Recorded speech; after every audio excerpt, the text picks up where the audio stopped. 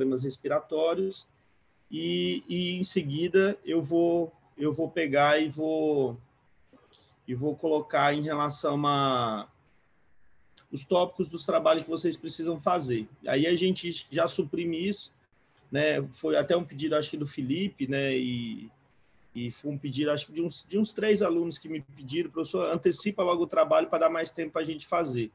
Então vai ficar bem mais tranquilo, né? Para vocês poder pegar. Acho que alguém perguntou aí se acabou o sistema nervoso central. Acabou de começar, né? Só começamos. Professor, então por que você está interrompendo ele? É porque pediram para passar o trabalho com mais tempo, antecipar o conteúdo para vocês terem mais tempo para fazer o trabalho. Não foi isso? Acho que foi isso que vocês colocaram, não foi? Isso mesmo, professor. Beleza, só para a gente confirmar. Então, foi um pedido da sala, e aí eu vou antecipar logo esse conteúdo, a gente já esgota isso hoje, resolve, e aí na próxima aula a gente dá continuidade no nosso conteúdo até o final da nossa N3, N4, e agora a gente já está na reta final N4, né, na verdade, para a gente fechar um semestre, né? Vou recapitular mais uma vez. Iríamos fazer o trabalho junto com a apresentação, igual a gente fez da N3, né? A gente fez em relação a diabetes. Vocês fizeram o trabalho, vocês apresentaram, né? Cada grupo apresentou, só que demora no mínimo uns 2 dias aí para a gente fazer, né? Então, a gente acaba pegando umas 2 aulas, ou até às vezes mais, a gente acaba pegando mais tempo. Um dia para me mostrar o trabalho, aí depois mais uns 2 dias para apresentar, é muita aula. Então, hoje a gente consegue fazer tudo e vocês só entregam, né? Mas, assim, eu preciso mostrar o conteúdo para vocês, porque faz parte do nosso conteúdo, pelo menos dar uma pincelada aí em relação à parte respiratória, beleza? Acho que ficou claro, né? Ficou. Professor, já que você comentou essa questão de aula, você disse que a parte de onco é curta, né? Que você vai passar o básico. Bem curta, porque vai ser uma aula, eu acho que nós temos uma. O restante é tudo, a gente vai trabalhar sistema nervoso central basicamente até Não, é a porque próxima assim, nossa. depois dessa aula nós temos só mais 4. Você acha que é o suficiente?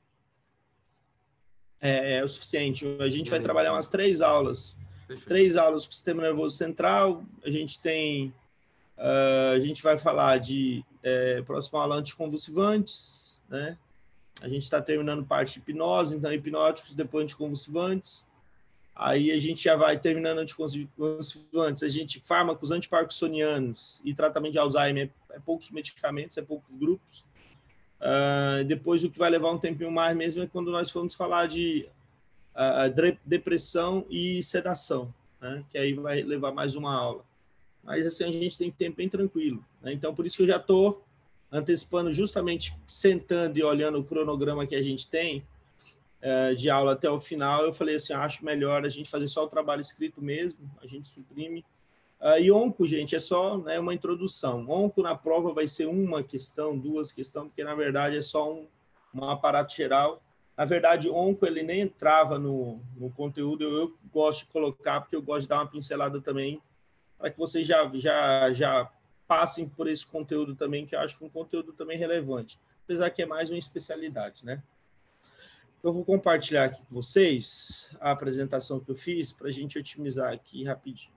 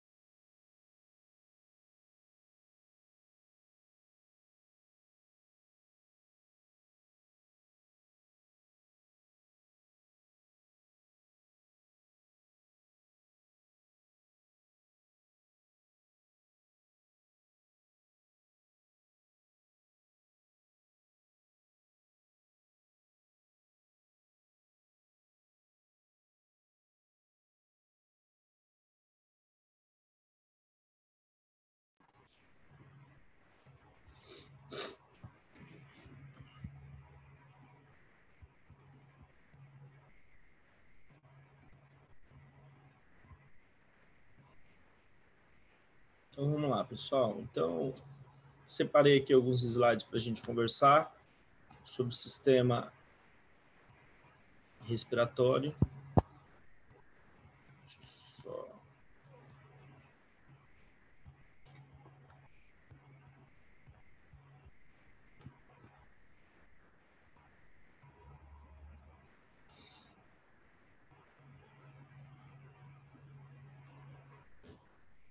Então, dentro do sistema respiratório, basicamente, dentro do cronograma da gente, é para ver DPOC e asma, né?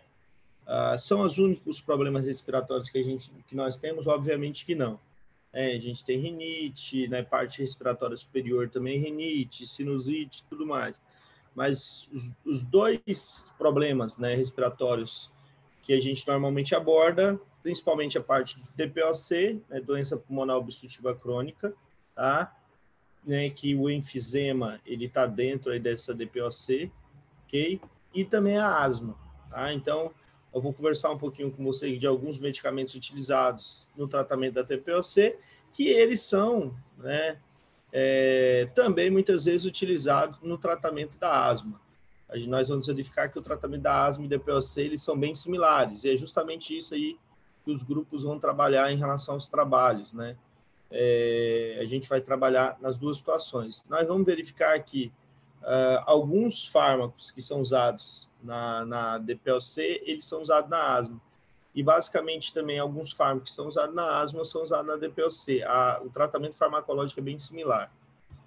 Também fármacos utilizados no tratamento de hipertensão que são contraindicados, né, nesses quadros. Isso, na verdade, eu já até expliquei para vocês, né?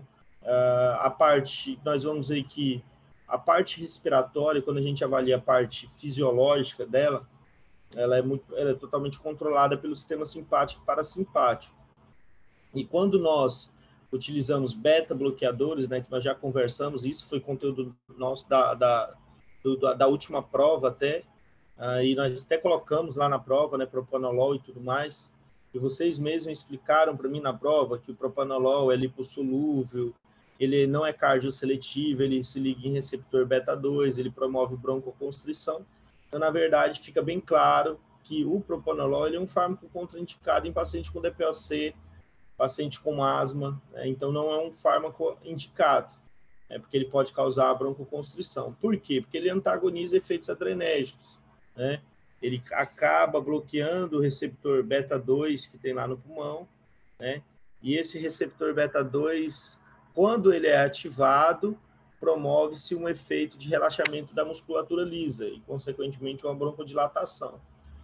Quando eu vou e antagonizo, né, esse receptor, eu vou ter uma broncoconstrição. Então, esses medicamentos acabam sendo contraindicados. Isso, basicamente, nós já conversamos. Eu acredito que vocês, ficou bem claro, vocês conseguiram compreender, né? As vias de administração de medicamento, que é muito importante. Na parte respiratória, né, a gente acaba verificando que a maioria dos medicamentos são administrados pela própria via respiratória. Mas ela não é a única via. Exemplo, eu vou tratar um paciente asmático em uma crise, eu tenho a via respiratória, mas também tenho a via parenteral. Não tem problema nenhum usar a via parenteral, né? Eu posso utilizar a via oral, eu posso usar um mucolítico por via oral. Exemplo, eu quero um paciente, eu quero diminuir a viscosidade desse muco, quero usar um fármaco mucolítico, exemplo, N-acetilcisteína, eu posso utilizar por via oral, não tem problema nenhum. Nem tudo precisa ser por via inalatória, né? Nem tudo precisa ser através de um dispositivo inalatório, okay? Então, nós temos vias de administração diferentes. Eu posso fazer oral, posso fazer inalatório, posso fazer parenteral, né? Então não tem problema nenhum. Dentro dessas doenças pulmonares, os sintomas, né, básicos que a gente acaba encontrando, principalmente falta de ar, né? Mas dentro da análise física pode ter os sibilos, dor no peito, tosse com ou sem produção de escarro, né? Pode ter presença de sangue também nesse escarro, ok? Então, todos esses fatores vão ser avaliados, né, através de um processo de anamnese. A asma, que eu acredito que seja um dos problemas respiratórios, né, mais estudados, né? Por quê? Porque ela tem uma grande prevalência, né? Se nós formos avaliar, né, a asma é uma doença crônica mais comum em crianças em países economicamente desenvolvidos. Olha para vocês verem. Então, se a gente for avaliar, ó, doença crônica, né, em país desenvolvido, a asma ela está em primeiro lugar. Então, imagine o quanto a indústria farmacêutica, né, ela não se atém a cada vez mais produzir novos medicamentos, novas alternativas farmacológicas, novos dispositivos para inalação desses medicamentos, vias diferentes, formas farmacêuticas diferentes, tá? Buscando sempre otimizar e melhorar a qualidade do tratamento do paciente asmático. Por quê? Porque, como acabei de mostrar aqui para vocês, é uma doença muito comum, né? Então, exemplo, quando nós temos situações que, nesses últimos 2, 3 meses aí, né, muita seca, né, no nosso estado, muita queimada, né, muita poeira, e essas queimadas, muita poeira, né, todas essas substâncias alergênicas, né, isso para o asmático, isso é horrível, né, porque se para nós que não temos asma é algo irritante, para o asmático isso otimiza muito, então para ele pode gerar uma crise, tá? Então por isso que época de seca, muita hospitalização, né? Muito paciente em pronto-socorro, muita hospitalização com problema respiratório. Então, assim, a gente acaba tendo muito paciente com problema respiratório em função, né, dessa situação da nossa região. Também é comum, né, em adultos, né, não é só na pediatria, mas adultos também asmáticos. Alguns pacientes na infância e adolescência, eles têm muita crise. Quando chega na fase adulta, essa asma ela normalmente estabiliza, né? Ela é mais bem controlada. Tá? Outros não, outros eles permanecem, e ele permanece um asmático assim mais no decurso mais crônico e com crise até na fase adulta também. Então depende muito do decurso da doença em cada paciente. É uma doença inflamatória. A asma ela se caracteriza como uma doença inflamatória crônica, então quando a gente pega o conceito básico de asma, a asma é uma doença inflamatória crônica.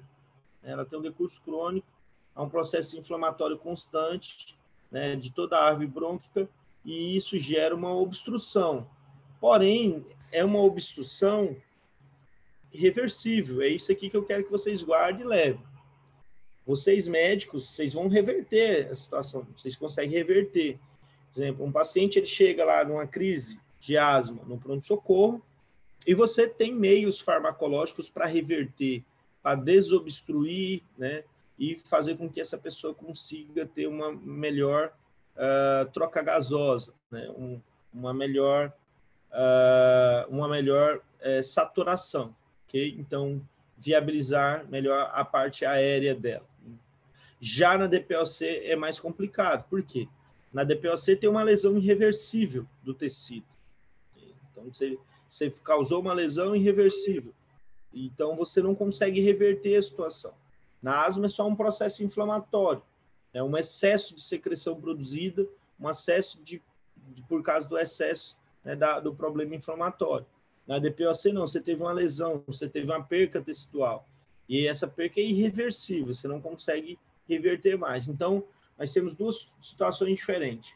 Uma é a asma, né, com obstrução reversível, a DPOC com obstrução irreversível, porque o tecido, né, ele já foi morto, o tecido foi perdido, e ali eu só tenho tecido de cicatrização, e é um tecido que não tem a mesma função fisiológica, né, que o tecido realmente de toda a árvore brônquica, do alvéolo pulmonar e assim por diante. Então, por ser uma lesão irreversível das vias aéreas, qualquer tipo, como eu coloquei para vocês, de estímulo irritante, né, que para um paciente saudável ele não tem nenhum tipo de problema, para o asmático, né, vai afetar ele, vai gerar uma crise, vai gerar um grande problema. Aqui do lado só mostrando, né, uma paciente, isso aqui eu quero que vocês prestem bastante atenção, porque um dos grupos vai conversar sobre esses dispositivos, tá?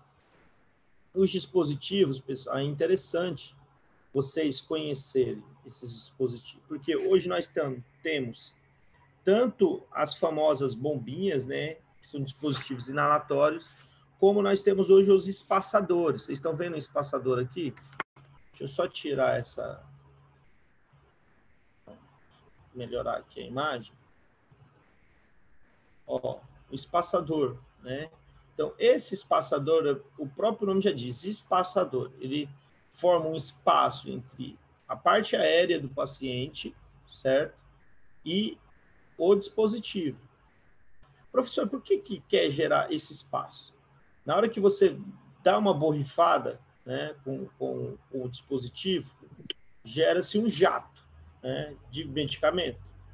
E esse jato de medicamento, muitas vezes, quando ele é feito diretamente nas vias aéreas, ele acaba impregnando em determinadas regiões. Deixa eu só colocar aqui. Exemplo, quando você coloca direto, ele pode aumentar concentrações em determinadas regiões da orofaringe.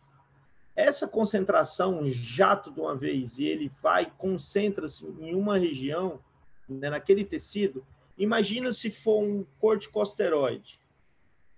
Vamos lá. Felipe, o que você acha que pode acontecer? Exemplo, você começa a utilizar um corticoide inalatório porque o seu paciente ele é asmático.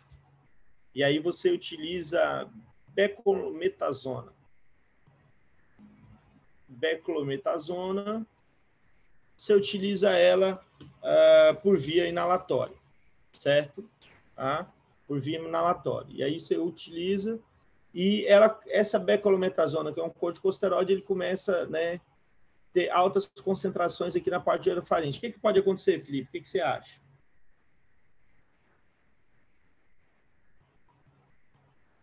Calma aí, professor. Ele é produzido onde, você falou?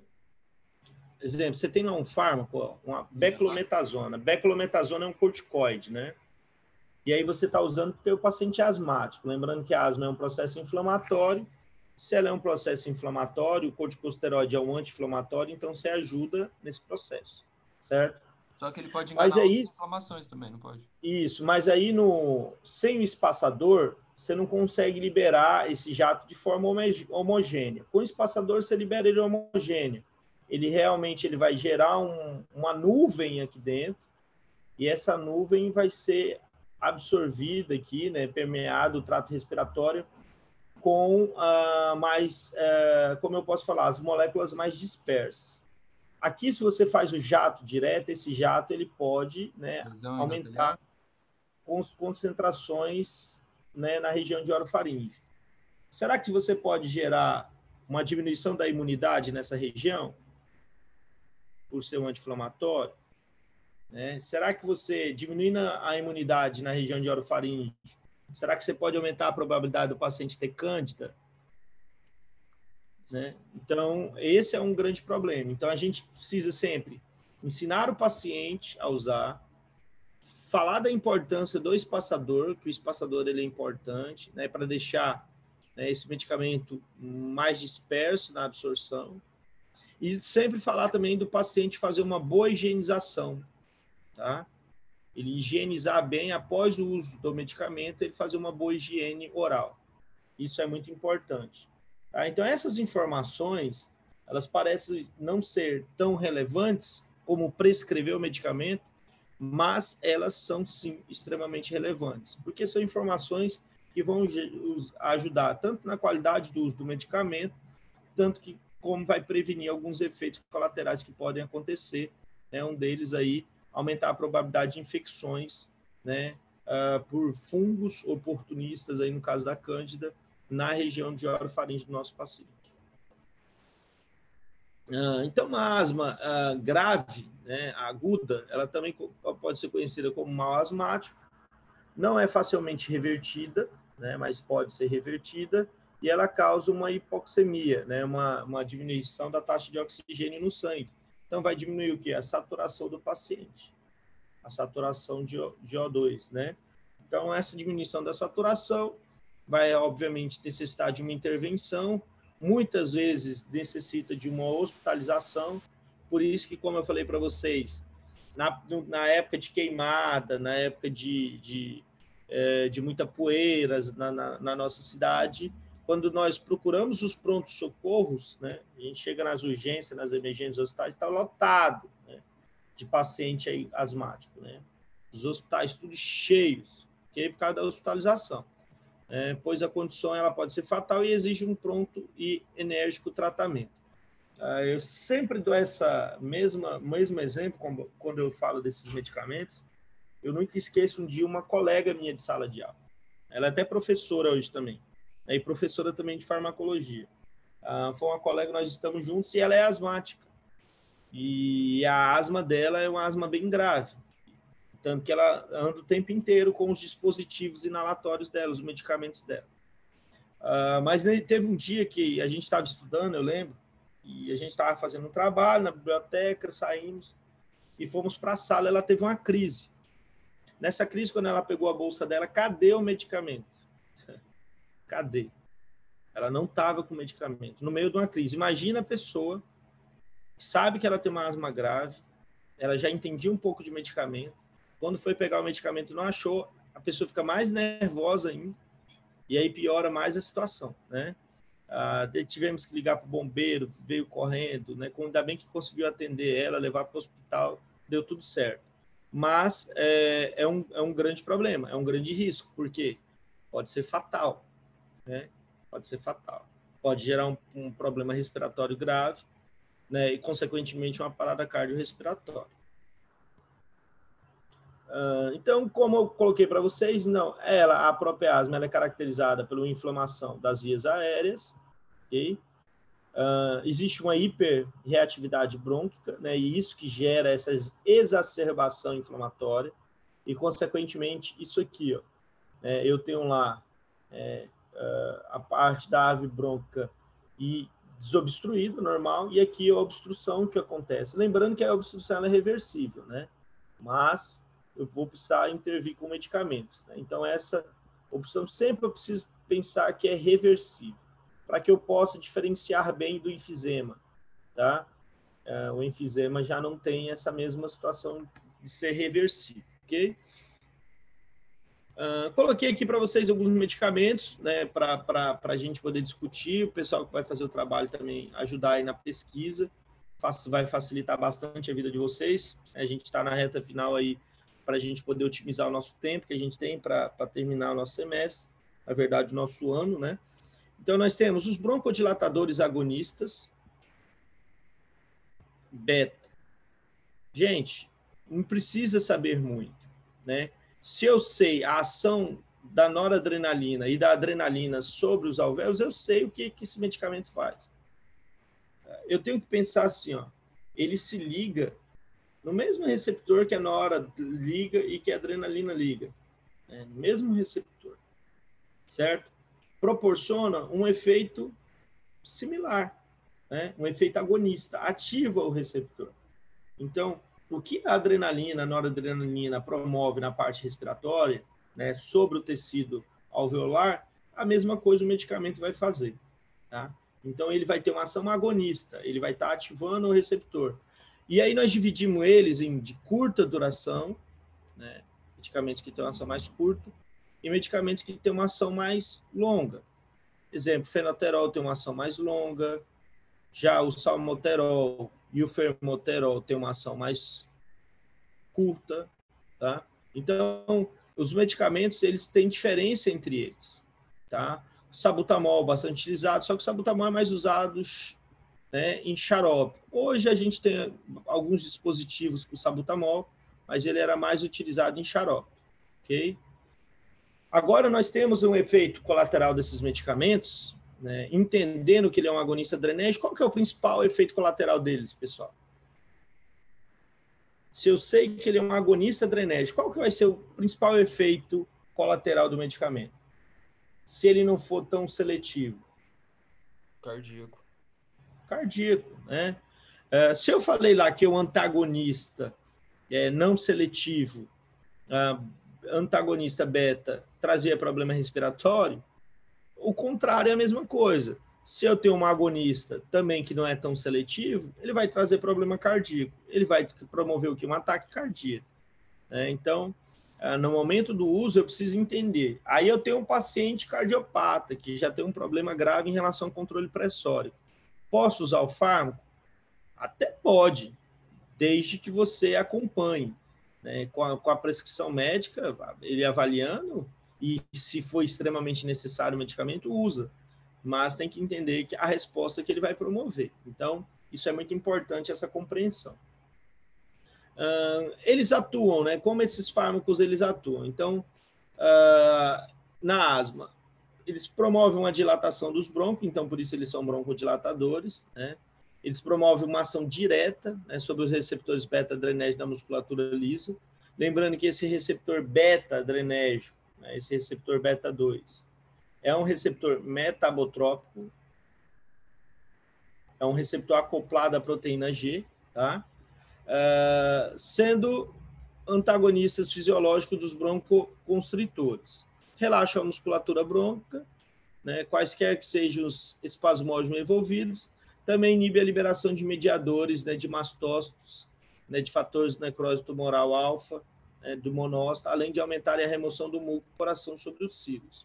Então, esse basicamente é a forma de ação.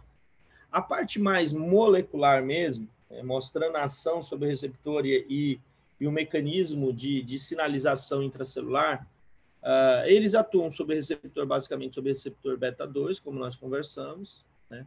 A ativação desse receptor adrenérgico, né, nessa subunidade aqui, R beta-2A, né, que está acoplada à proteína G, né? A partir do momento que a gente ativa esse receptor, ele vai ativar uma enzima, que eu já conversei com vocês, que é a adenilato ciclase.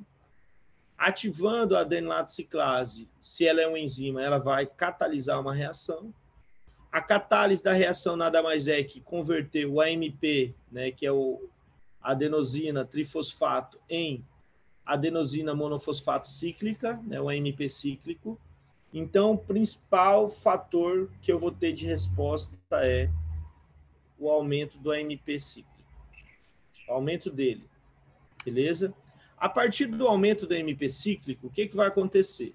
Esse aumento dele vai ativar algumas quinases, né, que são algumas proteínas, algumas enzimas quinases, né, que são dependentes de fosfato, promovendo a liberação da sua unidade catalítica, né, que vai causar a fosforilação de algumas proteínas alvos e vai promover o relaxamento do músculo liso peribrônquio, ok? Então, o AMP cíclico inibe a liberação de cálcio, né, dos depósitos intracelulares e reduz o influxo de cálcio através da membrana. Lembrando que se eu tenho uma diminuição de cálcio, né, eu diminuo o tônus muscular. Se eu diminuo o cálcio, eu diminuo o tônus, ok? Então, a ativação desses receptores também potencializa a atividade anti-inflamatória de alguns glicocorticoides. Então, é algo bem tranquilo, né? Eu vou lá, ativo o receptor, que é o receptor beta-2. O receptor beta-2 ativa a adenilato ciclase. A adenilato ciclase, né, vai aumentar a quantidade de AMP cíclico. Esse AMP cíclico ele vai ativar as quinases, né, que são enzimas dependentes de fosfato, principalmente a quinase A, proteína quinase A, né, que ela vai ter envolvido na concentração de cálcio intracelular. Aquele cálcio que está armazenado em vesículas, ele não vai ser liberado e nem vai ter um influxo de cálcio para o interior de célula. A diminuição do cálcio diminui, né, o tônus, né, o processo de contração de musculatura e, consequentemente, eu vou ter um relaxamento, né? E aí, relaxamento muscular liso, eu vou ter uma dilatação, né, desse músculo. Se eu tenho uma dilatação da ave brônquica, eu tenho uma broncodilatação. Aqui só mostrando a parte de ligação aos receptores, né, eu tenho, né, a ação agonista sobre eles, lembrando que é receptores acoplados à proteína G, tá? Então, a partir daí, eu ativo a enzima, a adenilato ciclase, que vai interferir sobre os segundos mensageiros, vou aumentar a quantidade do meu segundo mensageiro do AMP cíclico, então eu tenho um aumento dele, por causa que está havendo essa reação está sendo catalisada. vou ativar algumas quinases e elas que vão promover aí esse efeito que nós acabamos de conversar, ok? Aqui da mesma forma, né, só mostrando também do mesmo jeito, né, o nosso receptor ele está acoplado à proteína G, que está aqui, ele possui essa capacidade de ativar aqui a adenato ciclase, ela é responsável por essa catálise enzimática e ativa, né, essas proteínas, né, essas enzimas. E, no final, nós temos aqui o que nós queremos como resposta. Relaxamento do músculo liso e uma broncodilatação, ok? Uma broncodilatação. Além dos agonistas, né, que nós chamamos de agonistas adrenérgicos, né, que eles mimetizam esses efeitos, nós temos alguns outros medicamentos também conhecidos. Né? Um exemplo deles é a teofilina, né, que é uma xantina. Né? A teofilina ela pode vir na sua formulação, né, teofilina, que é um 3 de metilxantina, ou ela pode vir de uma outra forma estrutural química, né, que é a tilenodiamina, que é a teofilina, que nós chamamos aminofilina. Né? Então, pode vir na formulação aminofilina ou pode vir teofilina. É o principal fármaco terapêutico dessa classe, tem sido usado há muito tempo como broncodilatador, tem uma resposta satisfatória, né? Não são tão utilizados como os agonistas betas e os antagonistas colinérgicos. Nós temos duas classes muito importantes como broncodilatadores, que são os agonistas adrenérgicos e os antagonistas colinérgicos. Mas as xantinas também podem ser utilizadas, né? Não tem problema nenhum, eles conseguem ter uma boa resposta. O mecanismo de ação das xantinas não é tão claro, mas os grandes estudos eles estão atribuídos sobre a inibição de isoenzimas das fosfodiesterases, então são inibidores de fosfodiesterase, né? Inibindo essas fosfodiesterases, né, resulta no aumento da quantidade de AMP cíclico. Esse aumento do GMP cíclico, né, gera, né, uma menor quantidade de cálcio, como eu já coloquei para vocês, e, consequentemente, vai promover uma dilatação aí dos alvéolos. Então, o foco, né, o alvo do medicamento são a inibição das fosfodiesterases. Em relação aos anticolinérgicos, eles são o segundo grupo mais utilizado. Né? Lá no primeiro grupo, nós tínhamos o quê? Nos agonistas adrenérgicos, nós tínhamos um fármaco lá chamado fenoterol. Eu acho que todo mundo sabe que o fenoterol é o Berotec. Né? Ele é um agonista colinérgico, é o famoso Berotec. Berotec, ok? O famoso Berotec. O Berotec é um agonista adrenérgico.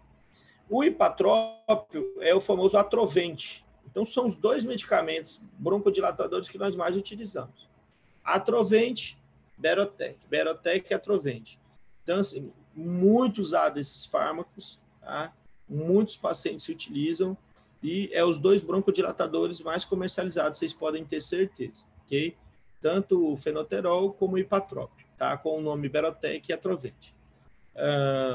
Dentro dos broncodilatadores anticolinérgicos, o próprio nome já diz, ó, anticolinérgico.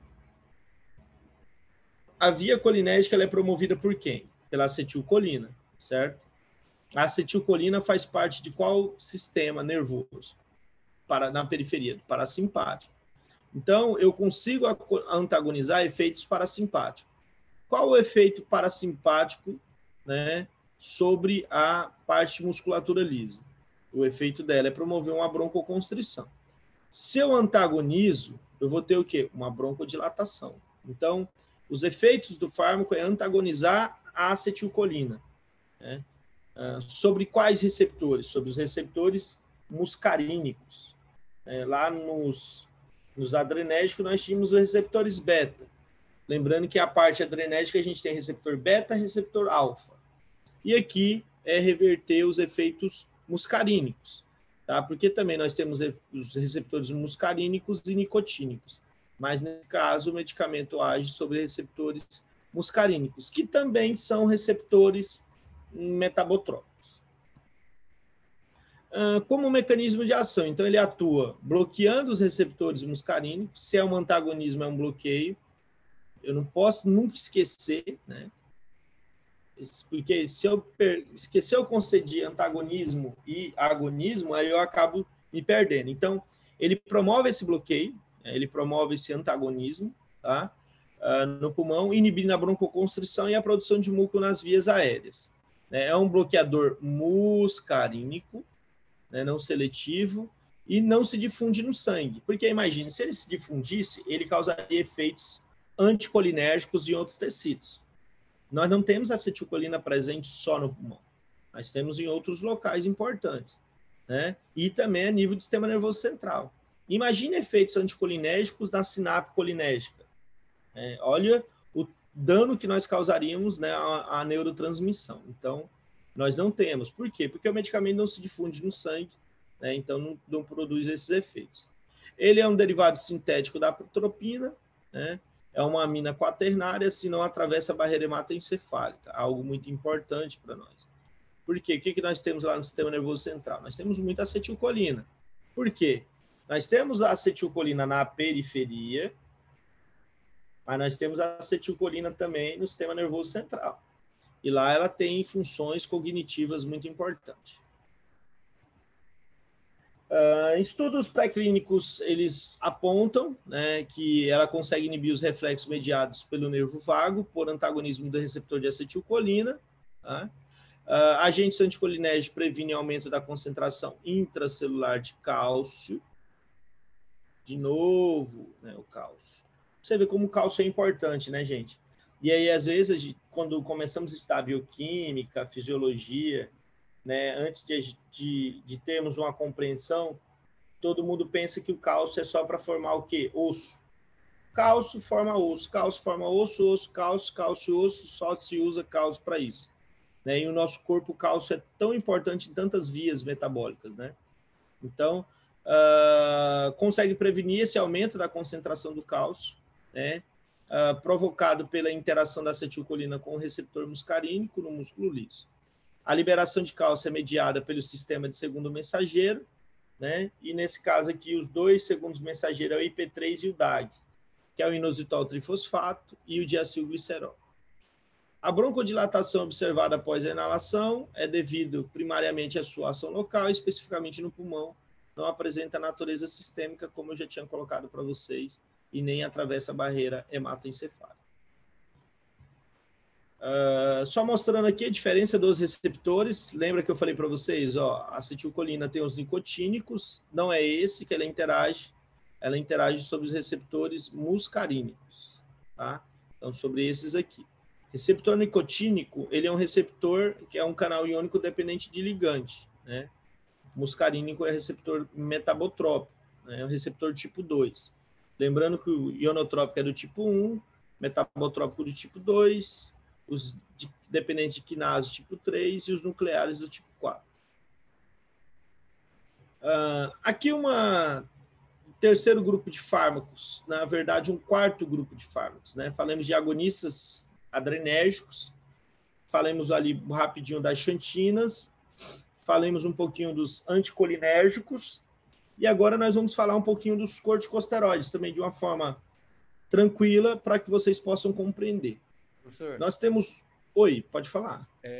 Então, essa classe que você acabou de explicar do anticolinérgicos, ele vai se ligar numa proteína... Receptores muscarínicos. GI, mas seria proteína GI, né, no caso?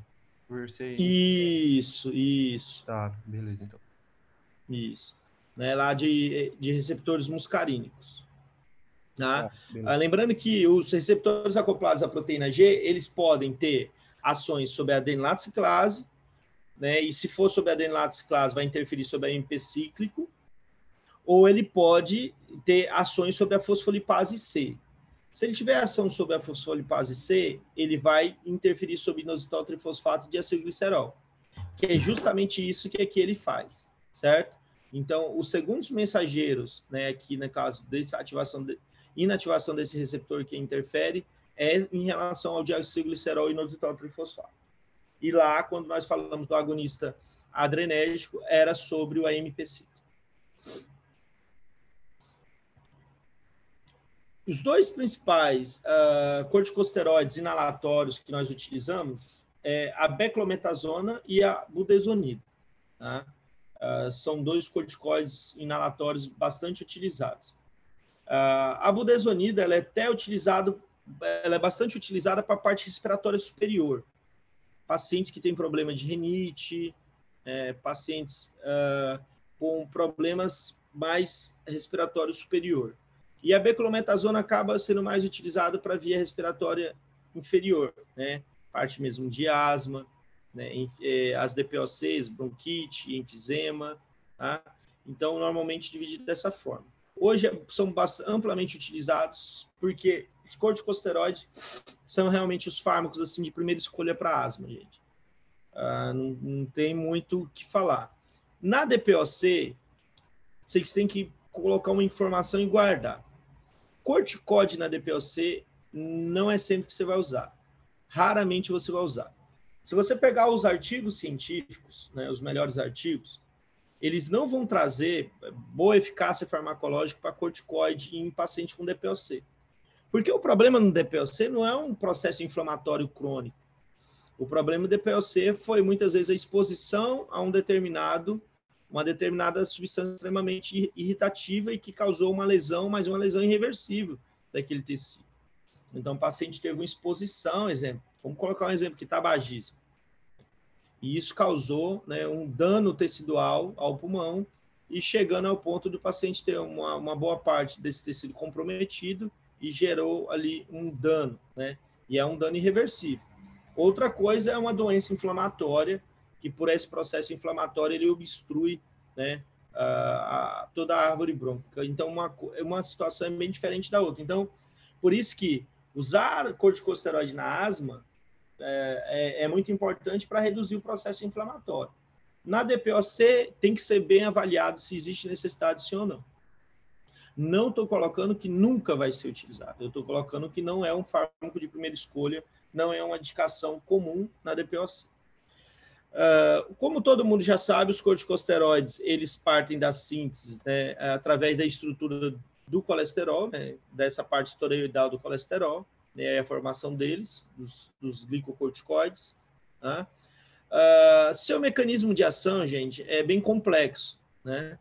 Por que bem complexo? Porque, primeiro, são medicamentos que eles atravessam a membrana celular para que eles possam ter a sua ação. Então, os corticosteroides, né, eles são fármacos extremamente lipossolúveis. Então, a primeira coisa que eu sei é que eles são lipossolúveis. Não posso esquecer. Então, eles atravessam por difusão, né? Eles se ancoram em proteínas citoplasmáticas. Alguns deles vão formar homodímeros lá no citoplasma, outros podem formar heterodímeros no citoplasma, e aí, através disso, ocorre um processo que nós chamamos de translocação. Essa translocação, né, nada mais é do que esse complexo vai migrar para o núcleo e vai se ligar em regiões, né, no nosso material genético que estão relacionados à replicação e tradução de proteínas importantes no processo inflamatório. Né? Essas proteínas podem ser fatores de necrose tumoral, né, as quimiocinas, citocinas, dentro das citocinas, todas as interleucinas, principalmente interleucina 4, tá? Vai interferir também sobre lipocortinas, e aí interferindo sobre lipocortinas, vai interferir em toda a cascata do ácido araquidônico. Quando nós falamos de anti-inflamatórios de AINES, os AINES, gente, eles agem sobre quem? As COX, não foi isso que nós vimos, sim ou não? As COX, certo? A COX, a ciclooxigenase, ela é uma enzima dentro da cascata do ácido araquidônico. E ela vai interferir em alguns mediadores inflamatórios. Agora imagine você suprimir toda a cascata. Você agir lá na lipocortina, que está relacionada à fosfolipase, e a partir da fosfolipase, ela não age sobre o ácido araquidônico, e aí eu não tenho a ação em relação à produção dos mediadores inflamatórios. Imagina eu cortar toda a cascata. Então, é isso que ela faz aqui, certo? Ela também vai interferir em algumas proteínas que estão relacionadas ao processo de AP10, rolamento e migração de células, como as ICAN e VCANs, que estão lá no endotélio vascular, que são proteínas extremamente importantes para o processo de rolamento, né, das células e de AP10, tá? E algumas outras substâncias importantes, como está aqui as ciclooxigenases. Então, esses fármacos, olha como a ação deles se amplifica, né? É um medicamento que vai e amplifica muito o sinal anti-inflamatório dele. Então, por isso que são potentes anti-inflamatórios. E por ser potentes inflamatórios, eles são enquadrados como imunossupressores. Então, quando nós queremos imunossupressão, muitas vezes nós utilizamos os glicocorticoides. Então, são fármacos tão potentes anti-inflamatórios que eles conseguem promover uma imunossupressão. Então, se eu promovo uma imunossupressão, qual é a probabilidade de eu gerar nesse paciente uma infecção? Aumentar a probabilidade de se instalar uma infecção. Então, eu preciso entender que o fármaco ele tem vantagens e ele me traz desvantagens. E eu preciso controlar isso, né? Porque se eu não controlo, eu acho que o medicamento só traz vantagem. E isso é uma irrealidade, né? Ele traz vantagem e desvantagem. Eu preciso avaliar a balança dos dois lados, ok? Então, eu tenho que entender que o fármaco tem uma excelente resposta, ele me ajuda muito, mas ele tem efeitos colaterais que precisam ser controlados. Beleza? Aqui só mostrando de forma mais clara, né, a difusão dele, né, a parte de ancorar, migração e toda a ação de amplificação que ele traz, né? Principalmente de genes que estão relacionados ao processo inflamatório, tá? E é uma amplificação de sinal mesmo, porque a partir do momento que eu interfiro em relação a um gene, essa ação ela não vai perdurar apenas alguns segundos. Depois que a ação ela é desencadeada, ela vai perdurar algumas horas ou mesmo dias. Então, por isso que os fármacos que agem em receptores nucleares, eles demoram mais para ter uma resposta. Exemplo, ele não vai ter uma resposta como tem um fármaco em cima de um receptor ionotrópico. Exemplo, quando a gente usa um benzodiazepínico, que nós estamos conversando lá na neuro, né? Eu uso um benzodiazepínico, ele se liga no GABA, ele facilita a ligação do neurotransmissor GABA ao seu sítio, abre lá o canal de cloreto, cloro entra. Isso acontece em quanto tempo, gente? Menos de um segundo essa sinapse, né? Milissegundos tudo isso acontece. Então, o medicamento, depois que ele chegou ali nesse local, a ação dele é muito rápida, ele propaga a ação rapidamente, né? Então, quando você utiliza lá um midazolam para pré-anestesia, demora horas para o paciente sentir o efeito do medicamento, ou em pouco tempo. É o tempo do fármaco chegar no sistema nervoso central, o paciente já sentiu o efeito da droga. Não é a mesma coisa que acontece com os glicocorticoides, né? Eles demoram mais para ter realmente essa resposta amplificada. Aqui só mostrando para vocês, como eu falei, né? Todo o processo que ele corta, né? A ação da fosfolipase A2 e aí, consequentemente, toda a cascata do ácido araquidônico. Tá? Aqui da mesma forma, ó, os glicocorticoides, a ação potente que eles trazem, totalmente diferente dos AINES. Então, por isso que as indicações clínicas de AINE e de corticosteroides são bem diferentes, porque eles são anti-inflamatórios, mas uns são anti-inflamatórios hormonais ou anti-inflamatórios esteroidais e outros são anti-inflamatórios não esteroidais. Nós temos também, gente, anti-inflamatórios não esteroidais, perdão, anti-inflamatórios esteroidais ou corticosteroides, que não são inalatórios, que não são utilizados por via inalatória. Exemplo, prednisona e prednisolona, hidrocortisona, né, são mais usados de forma oral e parenteral, tá? E nós temos alguns também de uso tópico, né? Nós temos dexametasona, nós temos betametasona, nós temos triancinolona. Utiliza-se bastante triancinolona em pomada hora-base, né? Para afecções de orofaringe, afecções bucais. Exemplo, aftas, usa bastante triancinolona, né, de uso oral. Tá? Então, nós temos vários medicamentos aqui né, por várias vias diferentes que podem ser utilizadas. Mas como nós estamos falando de parte respiratória, a gente acaba mais falando de medicamentos utilizados através da parte inalatória, que é a beclometasona, a budesonida, né, hoje os mais utilizados. Eu coloquei aqui um medicamento só para falar um pouquinho, né, de ação de alguns fármacos, principalmente que vem em formulação xarope, né? O xarope, pessoal, é uma forma farmacêutica, né? Quem é que alguma vez já chegou na farmácia e falou assim, eu quero um xarope? Aí a pessoa que trabalha lá na farmácia, ele vai lá e busca e te dá um xarope. E ele nem pergunta, muitas vezes, para quê? De que o xarope, né? Qual medicamento você quer? Ele já vai lá e busca um xarope. Porque já subentende que o paciente quer algo para a parte respiratória, né? Mas o xarope, quando eu falo o nome xarope, ele é só uma forma farmacêutica. Do que ele é composto? Água e açúcar. Que é açúcar que a gente normalmente usa é a sacarose. Então, o xarope é um conteúdo de água e açúcar. Então, água, açúcar. Então, não é um medicamento. Agora, sim, eu tenho xarope. Se eu adiciono dipirona dentro desse xarope, agora eu tenho um xarope analgésico, antitérmico. Existe xaropes de dipirona? Tem, crianças tomam. Nós podemos colocar aqui dentro paracetamol, e aí eu teria um xarope com paracetamol. Eu posso pegar vitaminas e colocar aqui dentro, e aí eu vou ter um xarope com polivitamínico, né, algumas vitaminas. Como eu posso ter xarope expectorante e mucolítico? Então, o que eu estou querendo dizer para vocês? Que nem todo xarope é expectorante mucolítico, nem todo xarope é antitussígeno.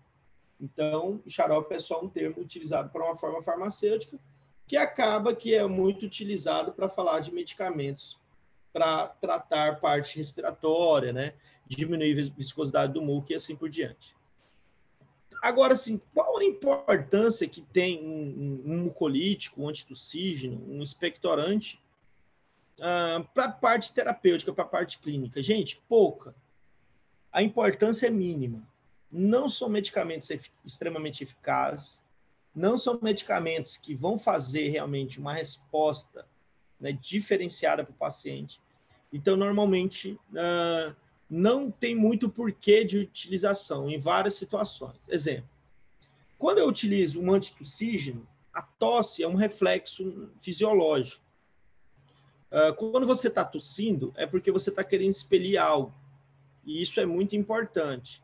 Eu uso o antitussígeno, muitas vezes eu prejudico eu expectorar. Então, esses medicamentos eles precisam ser bem avaliados em quando vão ser utilizados. Exemplo, o Felipe, ele prescreve um mucolítico para um bebê de 1 ano. Aí o mucolítico, o que ele faz? Ele deixa aquele muco, aquele catarro, aquela secreção menos viscosa. Então, ela passa a perder a sua consistência mais sólida e agora passa a ter uma consistência mais líquida. E aí eu consegui fazer com que aquela secreção que estava lá nos alvéolos ficasse no estado mais líquido. Beleza. Né? Não está naquele estado sólido, está no estado mais líquido. Como essa criança de 1 ano vai expectorar isso? Ela vai escarrar? Ela vai colocar isso para fora? Não. Então, qual a intenção de utilizar um medicamento desse? Então, essas situações, elas precisam ser bem avaliadas. Então, na verdade, às vezes, para você diminuir esse excesso de secreção produzido na neonatologia, pediatria, quando a criança não tem esse ato de reflexo, é muito mais interessante você usar um medicamento que diminua esse muco, né? Que diminua esse processo inflamatório, no caso de um corticoide. Então, por isso que esses questionamentos, eles são muito, né, frequentes para não empregar esses medicamentos de forma inadequada para o paciente. Beleza? Mas eu trouxe para vocês aqui um mucolítico, né, que hoje ele é bastante utilizado, não deixaria de trazer, porque pode ser utilizado, só precisa ter critério, ok? Hoje a acetilcisteína, para mim, é o melhor mucolítico hoje, ou um dos melhores mucolíticos que nós temos, né? Ela consegue interferir sobre o muco porque ela possui uma ação de lise, né, sobre o muco produzido, né? esse muco produzido por algumas mucoproteínas, ok? Essa lise que ela causa é uma ação físico-química, né? Onde ela vai interagir com algumas ligações, algumas cadeias dessas mucoproteínas e, consequentemente, diminuindo a viscosidade, ok? Existem várias pesquisas já relacionadas à N-acetilcisteína, principalmente na utilização dela, pessoal, em processos de intoxicação. Por que, professor, em processo de intoxicação? Além da ação mucolítica dela, ela tem ação sobre radicais livres, né, oxidantes. Então, ela é utilizada muitas vezes para reverter em quadros de intoxicação por algumas substâncias que podem ser inaladas, por alguns medicamentos, em paracetamol, ela consegue reverter intoxicação de paracetamol, porque ela está relacionada com a glutationa. Então, é um medicamento aí também bastante utilizado, tá? A gente só precisa ter critério, entender qual é a função de um expectorante, qual é a função de um mucolítico e uma função de um antitussígeno. Se a pessoa está com aquela tosse, gente, que extremamente, né, numa frequência muito grande, é uma coisa. Agora, está com a tosse, é uma tosse, né, produtiva, não tem porquê você ficar enchendo a pessoa de antitussígeno. É interessante realmente induzir essa tosse, expectorar, né, diminuir essa quantidade de secreção que está, né, encharcando ali todos os alvéolos pulmonares, ok? Basicamente, era isso que eu queria trazer aqui para os senhores dentro desses slides. Pessoal, vamos fazer uma pausa, né, de 5 minutinhos aí, para a gente tomar uma água. Professor, e aí eu já volto. Oi, pode falar. estou tirando uma dúvida. Então, para resfriado e gripe, sei lá, é melhor só um expectorante, um mucolítico. Não precisa, assim, de um corticoide, talvez seja muito forte. Para resfriado e gripe, o interessante é você colocar suas perninhas para cima, tomar muita água. Se você tiver com tosse, você pega um mel, né? Um melzinho lá da tua avó, tá? Esse mel, ele vai dessensibilizar vários nociceptores aí através da parte respiratória, ele consegue, né, desensibilizar eles e esse reflexo de tosse melhora. E basicamente é isso. Num resfriado, você não vai ter um medicamento sequer que vai conseguir reverter o resfriado. O que você pode tratar é sinais e sintomas dele, né? Exemplo, você está com muita febre, né? Pico febril, você não vai ficar morrendo de febre. Né? Você vai lá utilizar um antitérmico, né? Não tem problema, né? Você está com muita tosse, você pode até usar um antitussígeno, mas só se realmente a tosse for muito frequente, tá? Porque se não for uma frequência tão grande, tossir é um ato fisiológico, né? O reflexo da tosse é um ato fisiológico. Então, assim, agora, chega lá na farmácia, leva 3, 4 xarope para casa, uns 10 sachezinhos daquele de chá para fazer, leva um monte de comprimido de resfenol, Benegripe, Multigripe, não sei o que, tal. Leva aqueles sprayzinhos, pastilha, não sei. Gente, isso aí, tá entendendo? Não são esses medicamentos que vão tratar um resfriado, porque é um vírus, né, é um vírus respiratório, você não precisa utilizar esse monte de medicamento. Não tem necessidade. Agora, óbvio que a indústria farmacêutica, ela induz, né, e ela estimula as pessoas a comprarem, mas nós, como profissionais de saúde, nós temos que entender que a ação deles, você pegar artigos, eu tenho um artigo falando muito sobre isso, sobre antitussígenos, expectorantes, posso postar lá, deixar no mural para vocês. E aí eles fazem comparação, chega no final, quando eles vão falar do quanto traz benefício esse xarope, gente, chega a dar vontade de chorar, porque faz nada, é muito pouco, né? Então não são respostas tão satisfatórias, tá? Então você tem que saber avaliar bem. Se você vai avaliar o quanto está exacerbado essa virose, né? O quanto ela, né, exacerbou e produziu assim uma quantidade muito grande de secreção. Eu posso te dar uma situação que eu passei, né? Meu filho, eu tenho um filho pequeno, ele teve um processo viral bem exacerbado quando ele tinha, acho que uns 8 meses, 7, 8 meses. E eu lembro que eu procurei uma pediatra, ela encheu ele de medicamento, antibiótico, não sei o que, um monte de coisa. Gente, pressão toda inadequada, né? Não tinha nada a ver. Tanto que eu peguei, e aí eu procurei um outro médico, aí eu procurei um colega meu, ele estava chegando de viagem, E aí ele mudou tudo. Ele não passou um xarope para tosse, um xarope para secreção. Ele não passou inalação, não passa inalação. Recém-nascido, essa parte aí, 1 ano, até 1, 2 anos, praticamente hoje não se usa mais inalação. Quando se usa é só com espaçador. Então, o que ele passou? Ele passou broncodilatador, através de espaçador, e ele estava secreção enorme. E corticoide, gente. Corticoide. Tem que para diminuir a secreção. E fisioterapia respiratória. Então, gente, 3 dias ele estava zerado. E ele estava muito ruim, muito grave, né? Com a virose, ele teve até esplenomegalia, né? Ele teve, por causa da resposta viral muito acentuada, né, que ele teve um bom aumento do baço, tá? Mas assim, não se encheu ele com um monte de xarope, um monte de coisa. Ele tomou em xarope, mas ele tomou corticoide em xarope, né? Ele tomou, acho que, se eu não me engano, o doutor prescreveu prednisolona. A prednisolona, passou um antialérgicozinho para ele, né? E através do espaçador, um broncodilatador, que, se eu não me engano, foi salbutamol. Esse foi o tratamento.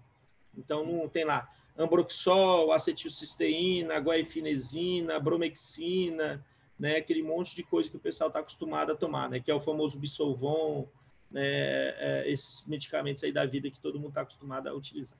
Bom? Entendi. Então, assim, deixa o corticoide mais reservado quando for uma infecção um pouco mais grave, né?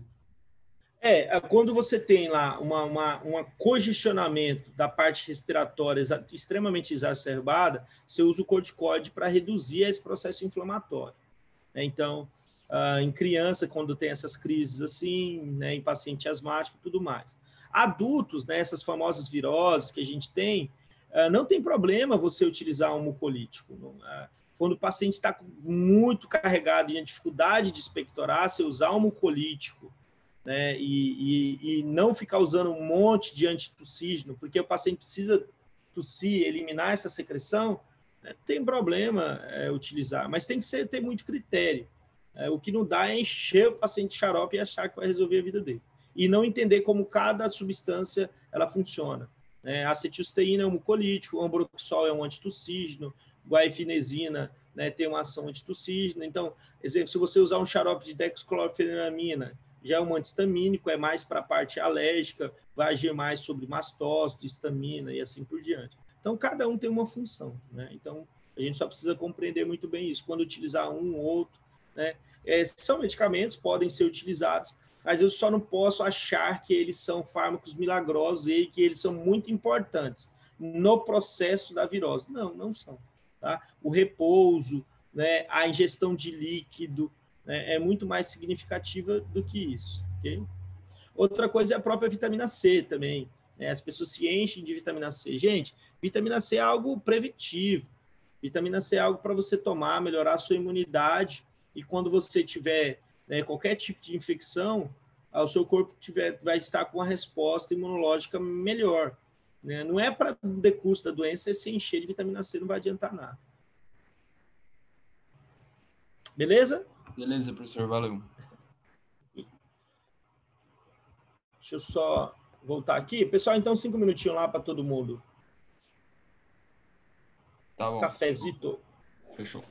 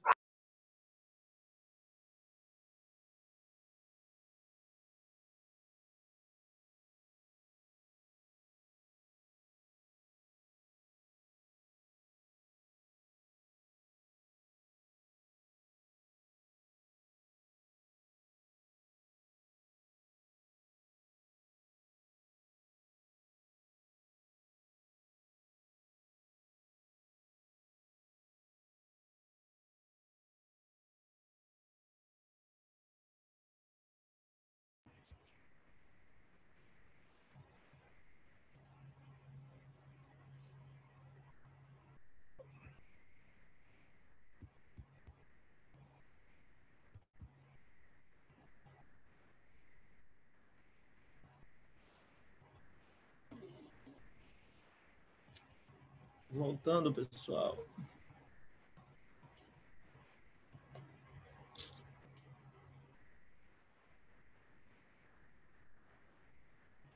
Aqui.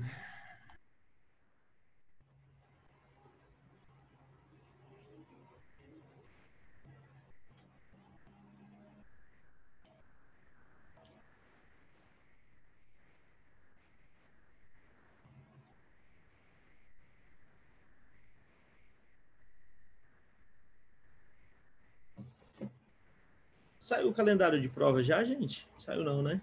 Não, professor, a gente está montando. Vocês estão montando? A minha tá para que dia? O professor tinha ficado para... Ai, calma aí. Acho que era a primeira semana na sexta-feira. Dia 28, eu acho. Show de bola. Só que assim, tipo, Pessoal, às vezes a gente manda e o Levi muda, entendeu? Então não dá pra gente ter certeza. Nós estamos não, pedindo sim. para ser dia 28, mas a gente tem que esperar a resposta dele. Não, entendi. Entendi. Se precisarem de alguma aula, gente, assim, a mais que vocês, alguma dificuldade, eu não tenho problema não em agendar, tá? Desde que vocês me avisem com antecedência, se vocês tiverem um dia, precisar de uma revisão, algo que vocês acham que vocês querem complementar, para mim, tranquilo. Não tenho problema em relação a isso, não. Só avisar com antecedência para a gente poder se organizar, tá? Caso vocês precisem de alguma coisa, vocês podem falar aí nessa reta final aí, se vocês começarem a ter dificuldade, achar que tá muito conteúdo, alguma coisa que vocês precisarem, vocês vão me falando aí que a gente vai ajustando. Pessoal, então vamos lá. Então, deixa eu só passar os grupos para vocês, né? Em relação ao trabalho, acho que não entrou mais ninguém, né? Em relação aqui, acho que o início da aula, eu estou vendo que basicamente tem a mesma quantidade de pessoas.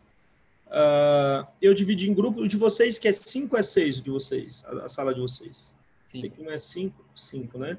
Uhum. Eu vou mandar aqui no grupo agora e fica melhor. Deixa eu só... Que aí vocês acompanham pelo grupo. Deixa eu só um pouquinho.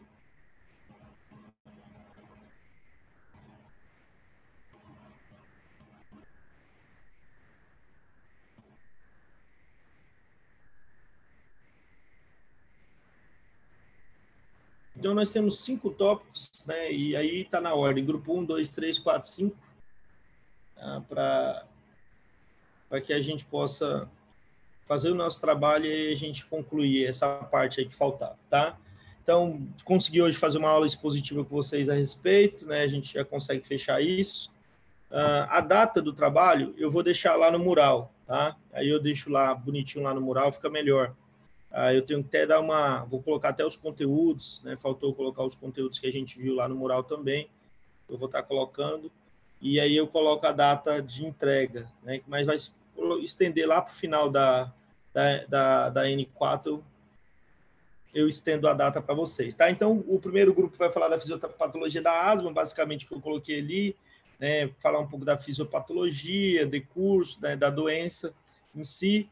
O grupo 2 sobre a DPOC, e aí falar das diferentes tipos de DPOC, enfisema, bronquite. Grupo 3, fármacos utilizados no tratamento de DPOC. O 4, os usados em urgência, né, na asma, né, no controle da asma, e a gente vai ver que na urgência, muitas vezes, se o paciente tiver muita dificuldade, pode usar até noradrenalina, norepinefrina, né, alguns agonistas adrenérgicos, e o último dispositivo para administração de fármaco por via inalatória e sua importância na conduta terapêutica, beleza? Então, esse aí é o nosso, como eu posso colocar, são os nossos tópicos para o nosso trabalho. Lembrando, só escrito, não vai ter apresentação, a gente subtrai a apresentação, né? E aí, daqui agora, praticamente até o final, gente, nós vamos ter aula só sobre o sistema nervoso central, nós vamos ter uma aula sobre a parte de onco. Então, quando a gente abrir o próximo caso, vocês não se preocupem, a gente vai estar falando, né, no próximo caso, só uma aula sobre oncologia, tá entendendo? Porque A parte do sistema nervoso central é muito mais ampla, muito mais grande. Dentro de um caso, dificilmente esgota. Então, por isso que eu coloco ela no final com o onco, porque eu sei que eu vou usar basicamente todo o tempo de um caso e mais metade do outro para falar sistema nervoso central. Porque se a gente suprimir ele, a gente só fala assim, antidepressivo, só entra numa classe. Você acaba não conseguindo entrar nas outras. E sistema nervoso central é importante a gente ver um pouquinho de tudo, porque são muitos medicamentos, né? E às vezes o mecanismo de ação é um pouco mais complexo do que os outros medicamentos que nós já vimos, tá? Então a gente vai conseguir complementando. Pessoal, tem alguém com dificuldade aí em relação ao material, estudar, está tendo dificuldade com o livro, alguma coisa que a gente possa ajudar aqui? De boa, professor. Tá tranquilo? Tá todo mundo conseguindo desenrolar a missão? Tatão, Sim, tá conseguindo, Tatão?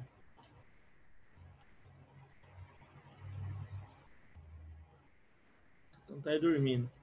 Gente, tranquilo? Conseguimos fechar? Tá? Então, na próxima aula, a gente vai dar continuidade, aí acho que é hipnóticos, né, que nós paramos. A gente encerra hipnóticos, entra em anticonvulsivantes. A gente vai ver que o anticonvulsivante é um repeteco daquilo que nós já falamos. Por exemplo, benzodiazepínico é anticonvulsivante, nós vamos falar de benzodiazepínico de novo. Só que aí, anticonvulsivantes, nós vamos entrar em alguns grupos que nós não falamos. Falar um pouco sobre barbitúricos, né, algumas diferenças peculiares dos barbitúricos frente aos benzodiazepínicos. Falar um pouco também dos que agem sobre os canais de cálcio, né, alguns medicamentos. Vamos falar de ácido valproico, valproato de sódio. Vamos falar de alguns medicamentos que agem sobre os canais de sódio, exemplo, carbamazepina e fenitoína, né? Então, vai ser os principais medicamentos que nós vamos conversar aí em relação à convulsão, tá? Então, na próxima aula, nós vamos estar falando a respeito. Gente, ótimo final de semana para vocês. Estou lá no grupo. O que forem precisando de mim, vocês vão falando. O que vocês precisarem de material, de suporte, eu estou à disposição. E qualquer coisa aí é só ir gritando, que aí eu vou ajudando vocês. Júlia, se precisar de alguma coisa lá para o TCC, você me fala, tá? Você ou a... Eu vou mandar hoje, professor. Tá? Se precisar de alguma coisa, você me fala. Se precisar de alguma ajuda, também estou aí online. Tá, Eduarda? Dona Eduarda? Se precisar de alguma coisinha, vocês gritam, chorem, berrem, que a gente está aí para ajudar. Tá bom, obrigada. Tchau, gente. Até mais. Tchau, tchau para vocês. Tchau, prof. Obrigada. Tchau. De nada, Aninha. De nada, Ana. Até mais.